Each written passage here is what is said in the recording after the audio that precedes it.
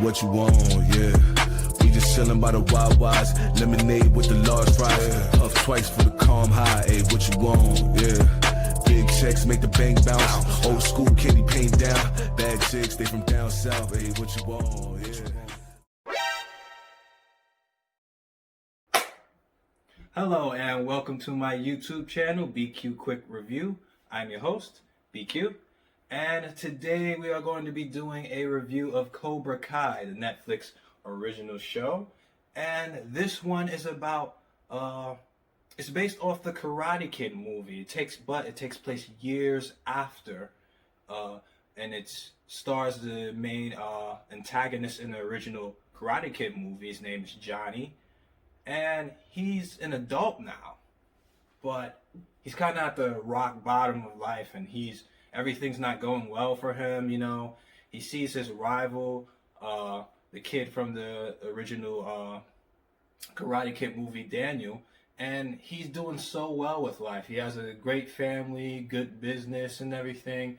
And Johnny is just not doing that. He's gotten the short end of the stick. So he decides to start a karate school called Cobra Kai to get him back on his feet and also help out a young kid who lives next to him.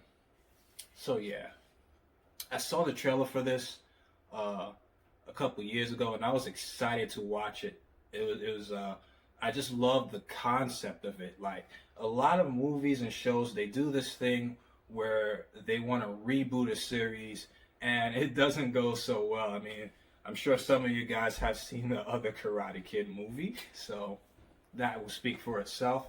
But just the concept that instead of taking the same idea and redoing it, they decide to take that idea and expand upon it and just continue with the story and continue with the new story, you know. And they still pay homage to the movie, you know, and I like that too, you know. Every time there's like, they have these little flashbacks of the scenes from the old movie when certain stuff will happen, and it just gives you a nostalgia feel, especially for those who've watched it so many years ago and stuff. You know, that's just a really cool concept that they decided to do, and I like that they did that.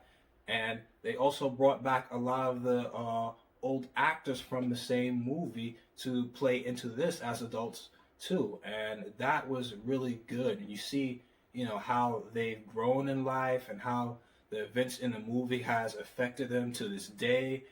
Johnny, a lot of the stuff that has happened in the movie, it's definitely affected him to this day. And he's still, you know, you get to see his point of view.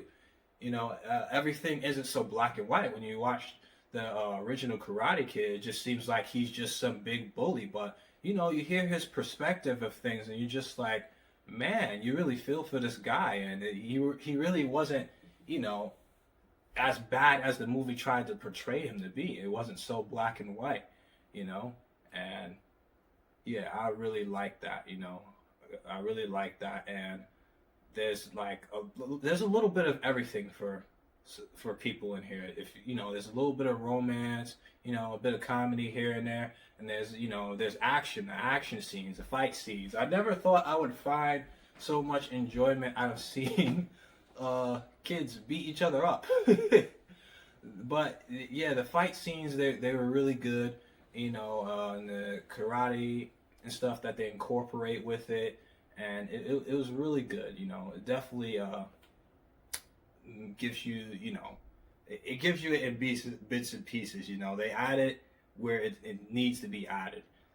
And, yeah, would I dare say it's better than the original, the movie? I actually would say this one actually is one of the few, you know, spin-off shows or, you know, continuations that I'd say is better than the original movie. Yeah. So I think this one is a really good series, and you should definitely watch this one. This is probably one of the best series they have on Netflix right now. You know, definitely don't miss this one, and that's why I am going to give this one a 5 out of 5 perfect score. You guys gotta see this series. Like it's really good. Don't sleep on it. And that will be my review. Come join me in my spoiler section, but make sure you watch the series first. I don't want to spoil you on anything, guys. And like, comment, and subscribe, and I'll see you in the spoiler section. We are in the spoiler section of Cobra Kai, season 1 through 3, and make sure you guys watch it first, okay? And I know you guys be coming here trying to sneak your little way in here, and you haven't even watched it yet. I'm watching you. But yeah, this series was really great. I enjoyed this from start to end, and every season had its own dynamic and its own things going for it. It didn't have that problem with a lot of series where I mentioned in the past where it would continue things just to continue the show. Every time the season ended, it ended on something dramatic that the story kind of built around and led to. It just didn't happen just out of nowhere, or just things didn't look irrational. So yeah, like I love a lot of the stuff in the series, like and a lot of the characters too. You gotta love a lot of characters, like Hawk. I love the kid Hawk, and he's his transformation. When he trains with his sensei Johnny, he comes in here, he's bullied and everything, and he kind of turns him into this like really cool kid and everything, and kind of lets go of his fears, and that's kind of what he does. He helps these kids come over his fears in his own little way, and he does that with his school, and he does that with all of these kids, and Daniel doesn't see it that way. He doesn't see it that way. These guys always have different opinions and stuff, and you see that more throughout the show. I like that. But yeah, he's really just trying to do better for these kids, and he's trying to not lead them into the same mistakes that he's made. Even with Hawk, he starts to kind of become the bully that he always hated, and Johnny's trying to avoid that for him. So I like that, aspect where he's trying to do better for the kids and trying to do better for himself with his lessons.